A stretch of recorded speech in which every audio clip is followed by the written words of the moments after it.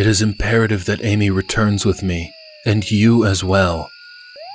I don't know who or what you are, but I ain't going anywhere with you, and Amy sure in the hell ain't going anywhere with you.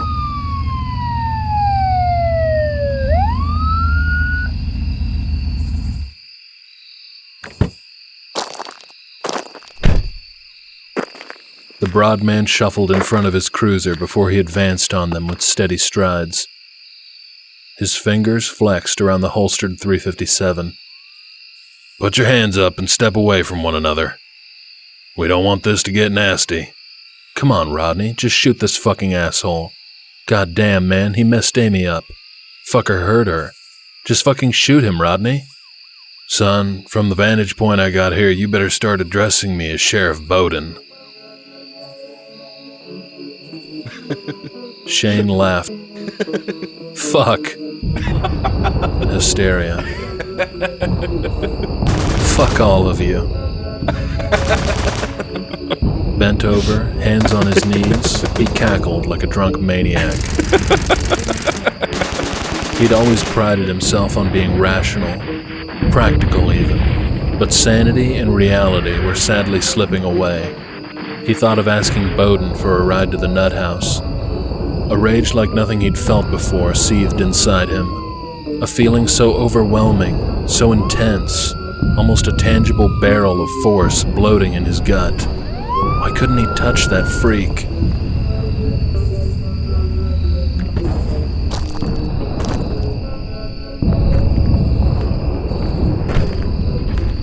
You want to go to jail?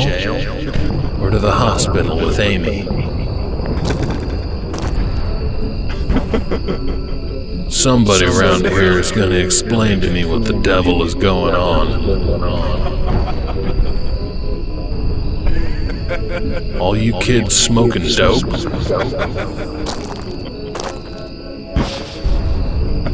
He might know. Shane snatched the pistol from the waistband of Birch's jeans and leveled the gun at the bastard. Nothing existed at that moment.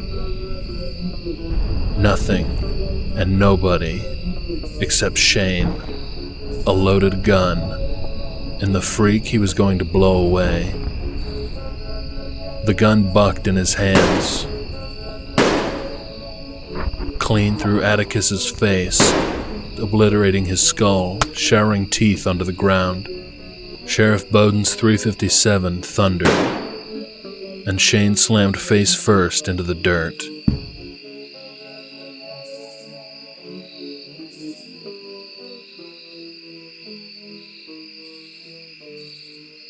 Put down the gun, Baker. Shane shook his head. He was still standing. Atticus stood before him. Fingers trembling, Shane dropped it.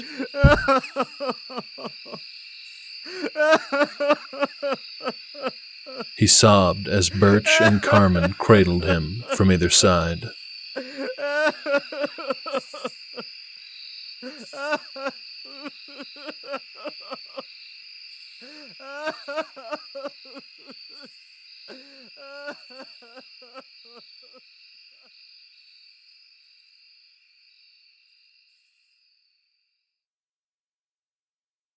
Denial will consume you. The river flows one way. Dare you swim upstream? But perhaps if you swim against the current, it will take you to a paradise the naysayers lacked the foresight to envision. And if you bend to the will of others, the consequences may eat you alive. Be wary of the barracudas that will chase you downstream. For if you swim with the rest of the fish, you may very well live to see another day and be revered by your fellow swimmates. But at what cost? Ignore the masses who command you to act within the confines of societal acceptance, for their reasons are selfish and without common sense. Question the motives of those who ask you to abandon your tendencies. Trust in who you are and in those who revere you as you are. Be wary of those who ask you to alter your thinking or behavior. or denial will consume you. Rorn.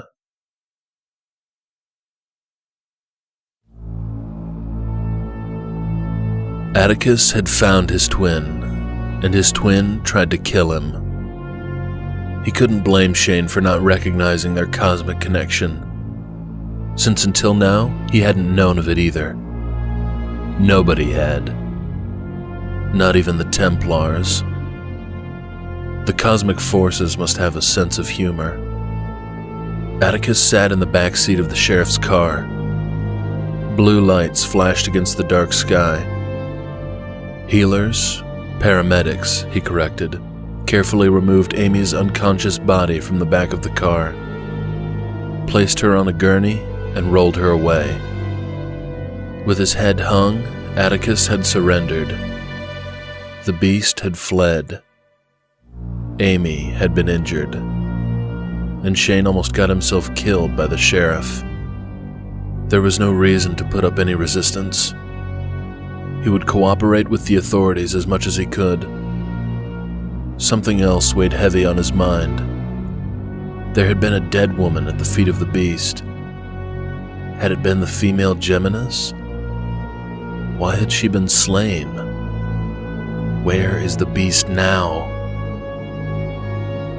In a burst of flames, the Geminis had fled into the woodlands, but Atticus's instinct told him the Geminis was far from defeated. Where had that fireball come from? Amy herself? Perhaps she'd drawn from the incredible power stored inside the babe in her very own womb. Or maybe the hideous dark man that was adorned with heads and bones conjured forth the flaming skull. But who or what was that being? Something had protected Amy.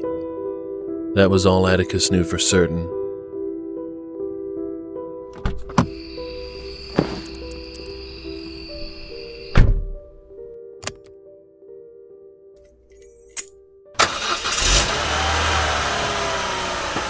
Son, I don't know what in tarnation happened out here tonight, but we're gonna have to take you down to the station for questioning. Did you find a burnt body? The man glanced at him in the rearview mirror. No. Will we find one? The beast. He was set aflame. You'd do well to be forthcoming with whatever information and involvement you had. There is also a woman's body in the woods. She is the missing female from the recently murdered family.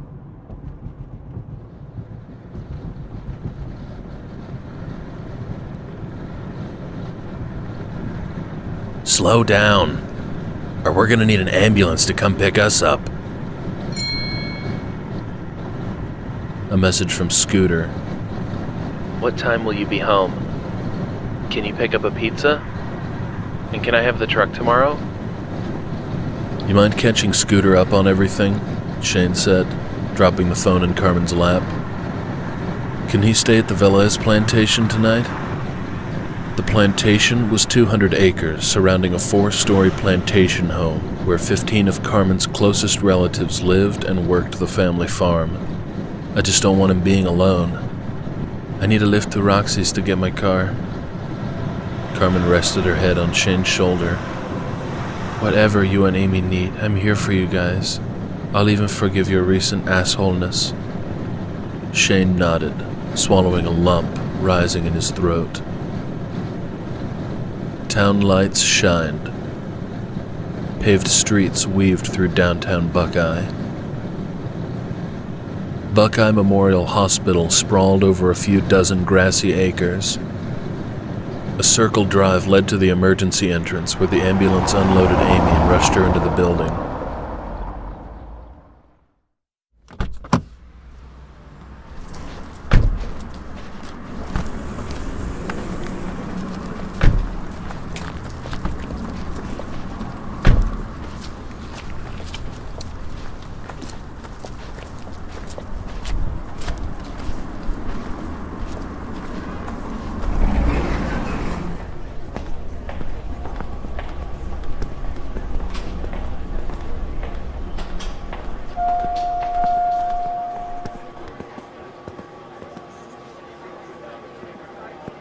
Hold it, mister.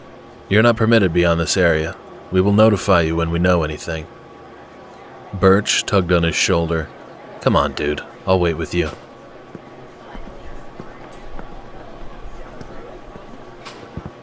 In the waiting room, he paced back and forth.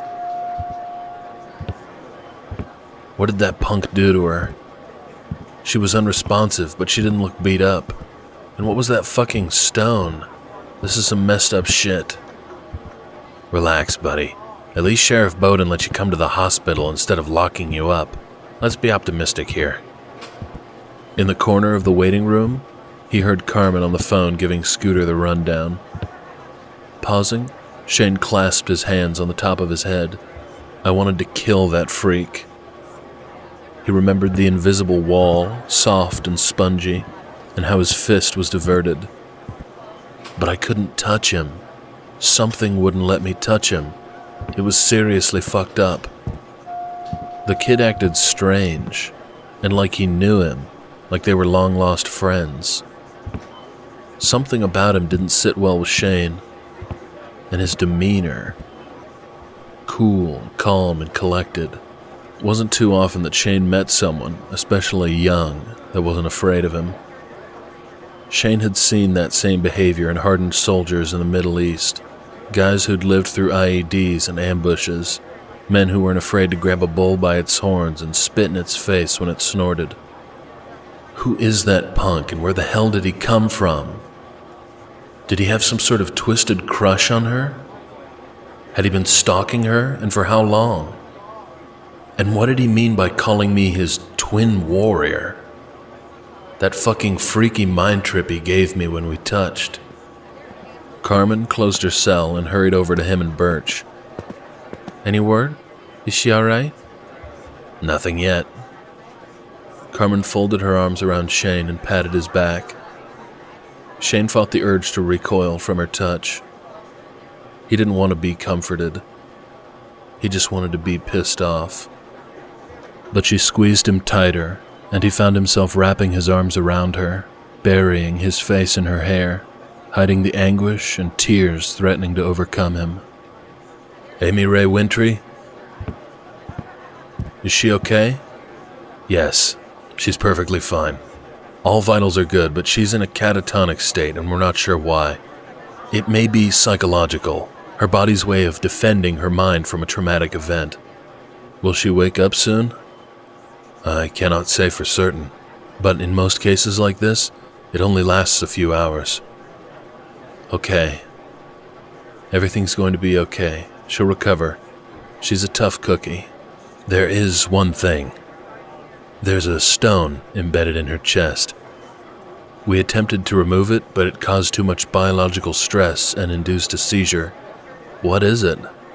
I'm not sure, but my guess is that it's organic. I scraped a sample off the surface of the stone and sent it to the lab for testing. I've never seen anything like it. It seems to be surgically embedded into her skin. I realize this is going to sound strange, but the only thing that comes to mind when I see that stone is that it's like some sort of satanic ritual. What about the baby? What baby?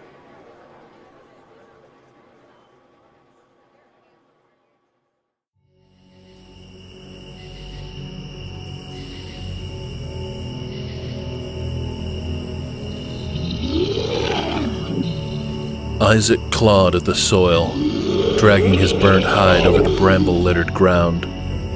He sucked in a painful gulp of hot air.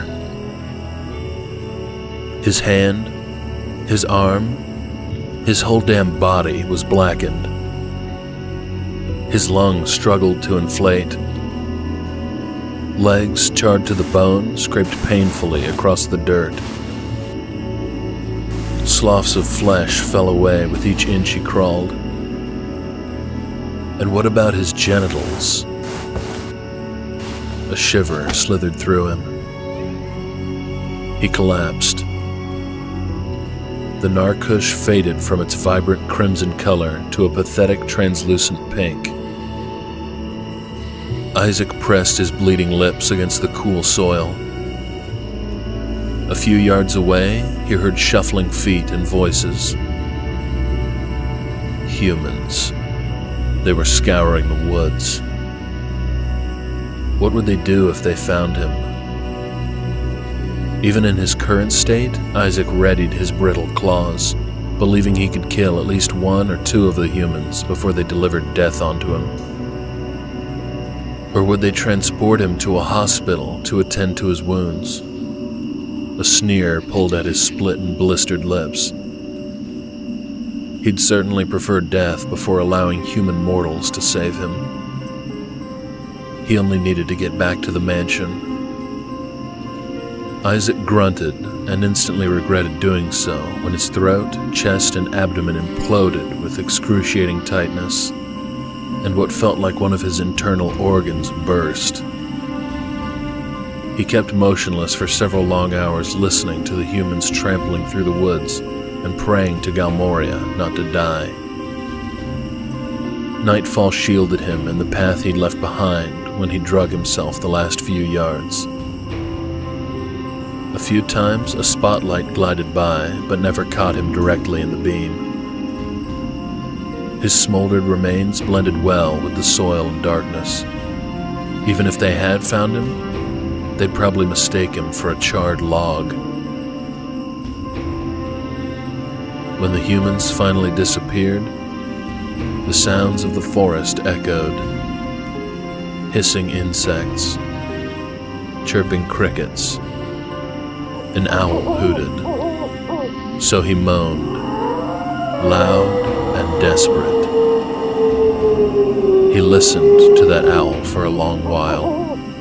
Then the bird burst through the canopy and left in a flurry of hoots. Crunching noise. The noise got closer. A growl followed, like that of a bull or a boar. Two eyes, like shards of red-hot diamonds, peeked through the dark trees. The pungent scent of brimstone followed. A black dog, larger than a truck, approached him. Its head lowered, and it picked Isaac up in its massive maw. He felt the warmth of its breath and tongue beneath him. The comforting firmness of its teeth gently cradled his burnt body, and its warm, jellied saliva anointed his burnt flesh. The hound was his offspring, spawned as a result of his dominating of Galmoria.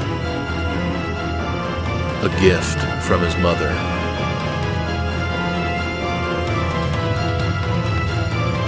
And the pup would save his life.